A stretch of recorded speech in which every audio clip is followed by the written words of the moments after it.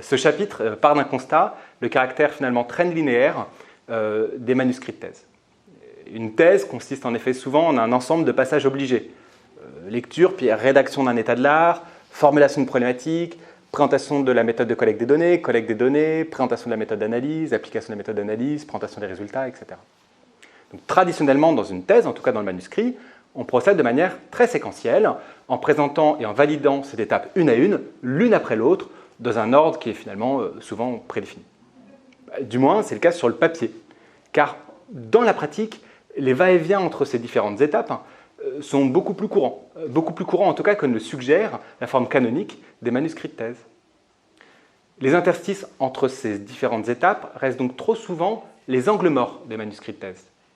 C'est particulièrement le cas de la bascule entre l'étape de collecte et l'étape d'analyse des données, qui est très souvent occultée dans les manuscrits. Or, dans ce chapitre, je défends que c'est précisément là, à ce moment, que se joue quelque chose de décisif dans la définition du projet de thèse et ce qui fait sa singularité.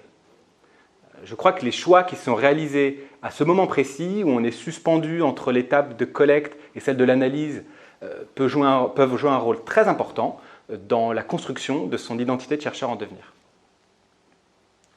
L'objectif de chapitre a donc été d'identifier les principaux écueils que l'on peut rencontrer dans cet entre-deux entre collecte et analyse. Je propose aussi quelques pistes dans ce chapitre pour y faire face. Alors attention, il ne s'agit pas d'un guide, je ne propose pas un protocole strict ou une recette à appliquer à la lettre. Ce serait de fait un projet impossible tant les thèses de gestion peuvent être très différentes. Dans ce chapitre, pour illustrer mon propos, je prends plutôt en exemple une thèse, en l'occurrence la mienne, celle que j'ai soutenue à l'ESCP fin 2020.